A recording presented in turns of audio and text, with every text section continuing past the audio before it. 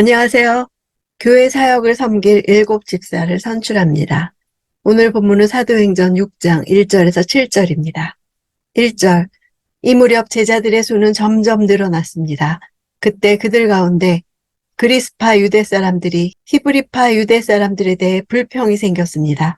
매일 음식을 분배받는 일에서 그리스파 유대 사람 과부들이 빠졌기 때문입니다. 그리스파 유대인들은 디아스포라 유대인들을 가리킵니다. 이들은 하나님을 향한 열망 하나로 오랜 외국 생활을 끝내고 조국으로 돌아온 사람들이었습니다. 불평이란 단어는 이스라엘 백성들이 모세와 하나님을 향해 원망할 때 쓰인 단어입니다. 그리스파 유대 사람들의 원망이 교회에 심각한 피해를 주었을 것이라는 사실을 알 수 있습니다. 생계 유지가 힘든 과부들은 매일 행해지던 구제의 대상이 되었을 것입니다. 빠졌다 하는 시제는 반복이나 계속을 나타냅니다. 매일의 구제에서 지속적으로 제외되어 왔다는 사실을 보여줍니다. 분배받는 일이란 식탁 봉사를 의미하는데 누가는 의도적으로 디아코니아라는 단어를 사용했습니다. 디아코니아는 직무, 섬김, 봉사를 뜻합니다. 누가는 사도들의 말씀 전하는 직무도 디아코니아, 같은 단어를 사용했습니다. 구제도 말씀 전하는 직무와 똑같은 동등한 직무라는 것을 말하고자 한 것입니다. 2절, 그리하여 12사도들은 제자들을 모두 불러놓고 말했습니다. 우리가 음식을 분배하는 일로 인해 하나님의 말씀 가르치는 사역을 소홀히 여기는 것은 옳지 않습니다. 재산을 판 사람들이 그 값을 사도들의 발 앞에 두었다고 한 것을 볼 때 사도들은 아마도 기부금과 헌금과 기타 재정관리까지도 관장한 듯 싶습니다. 부적합한 업무 독점으로 인해 과부하가 걸린 것입니다. 제자들의 수가 늘자 구제나 복지 차원에서 그들의 영적 필요를 채우려고 했을 수도 있습니다. 사도들은 정확한 자기 성찰에서 비롯된 진단을 내리고 문제의 해결책까지 지시합니다. 3절, 형제들이여 여러분 가운데 성령과 지혜가 충만하다고 알려진 사람 7명을 뽑으십시오. 그러면 이 임무는 그들에게 맡기고 성령과 지혜는 내적 조건입니다. 충만하다고 알려진 것은 외적 조건입니다. 사람들이 보기에 인정할 만한 사람이어야 한다는 것입니다. 지혜는 세상의 이치를 깨닫고 진리를 활용하는 지혜를 가리킵니다. 외적 조건은 내적 조건에 의해 결정됩니다. 내면에 충실함이 없으면 외적으로 칭찬이 있을 수가 없습니다. 4절, 우리는 기도하고 말씀을 가르치는 일에 온 힘을 기울이겠습니다.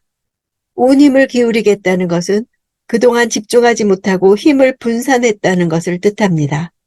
기도 사역은 말씀 사역의 일부이면서 말씀 사역을 결실케 하는 가장 본질적인 사역입니다.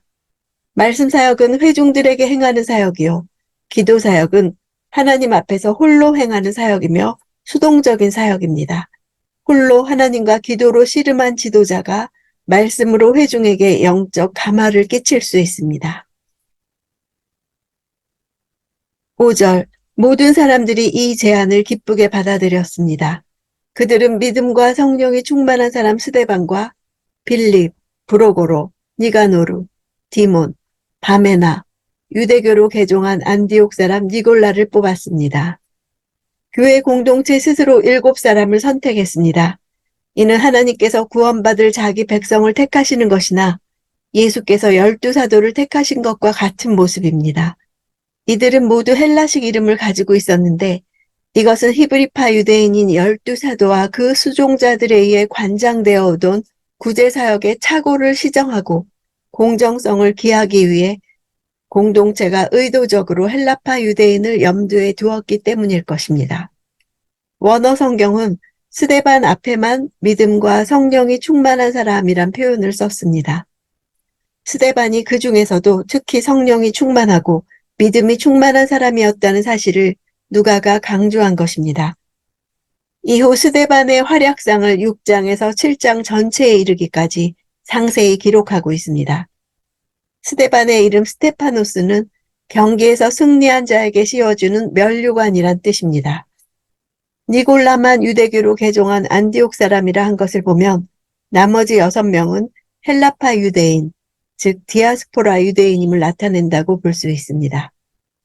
유대인들이 바벨론 포로로 끌려간 이래 생긴 디아스포라 유대인들은 이방 땅에서도 회당과 율법을 중심으로 하나님의 백성의 모습을 계속 유지하며 살았습니다. 당시 미신적이었고 비윤리적이었던 메소포타미아와 소아시아 유럽 지역의 부패한 종교들에 비해 경건하며 윤리적이었던 유대교인들의 생활과 논리적인 교리로 인해 이방인 중에서 적지 않은 사람들이 유대교에 관심을 가졌으며 몇몇 사람들은 할례를 받고 유대교에 입교하기까지 했습니다. 니골라는 오순절 때 예루살렘에 머물면서 베드로의 설교를 통해 회심한 그리스도인이었을 것입니다. 6절, 그들은 이 사람들을 사도들 앞에 세웠고 사도들은 그 사람들 머리 위에 손을 얹고 기도했습니다. 사도들이 한 안수는 그 기원이 구약에 있습니다. 모세는 여호수아를 그의 후계자로 임명할 때 안수했고 대제사장 아론은 레위인들에게 직무를 맡길 때 그들에게 안수했습니다. 따라서 사도들은 이러한 구약의 전통을 따라 선출된 사람들에게 안수를 했고 그 안수에는 공식적인 임명과 교회 공동체의 일을 공포한다는 뜻과 축복과 능력의 부여라는 뜻이 있습니다.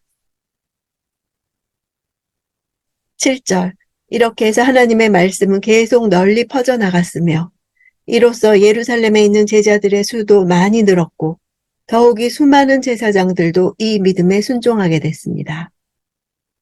사도들이 기도하는 것과 말씀으로 섬기는 것에 전무한 결과 그 열매가 맺혀졌습니다. 동사 3개가 모두 지속을 나타냅니다. 널리 퍼져나갔다는 단어는 식물이 자라거나 어린아이가 성장하는 것을 나타내는 동사입니다. 이러한 동사가 하나님의 말씀의 성장을 가리키는 단어로 쓰였다는 것은 하나님의 말씀에 생명력이 있다는 사실을 암시합니다.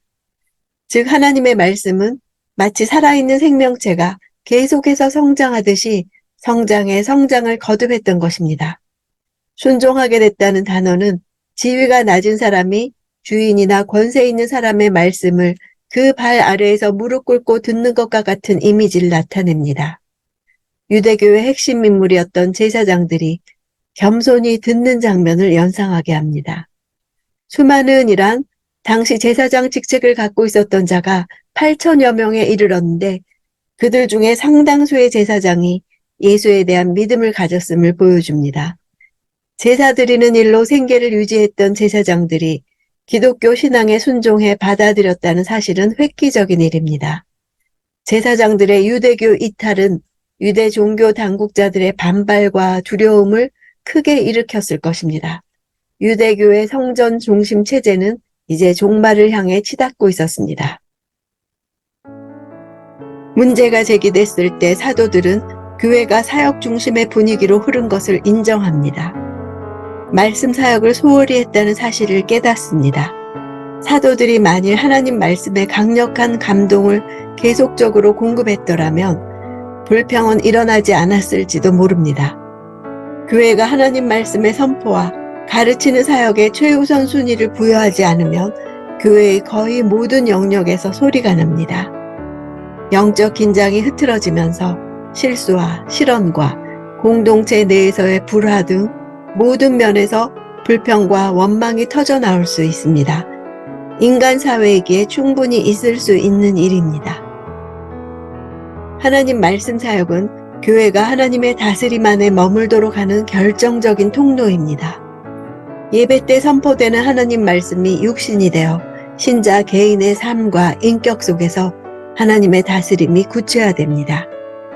터져나오지 않은 잠재적인 불평과 원망거리마저도 하나님 말씀의 감동 속에서 승화되거나 잠잠해질 수 있습니다. 말씀 선포와 가르치는 사역이 충실하게 이루어질 때 성도들 가운데 믿음과 성령이 충만한 사람들이 나오는 것입니다. 말씀 사역은 교회 안의 모든 사역이 결실하도록 이끄는 견인 사역인 것입니다. 교회 안에 하나님의 말씀이 왕성하게 일어나 제자들이 많이 나오기를 기도합시다.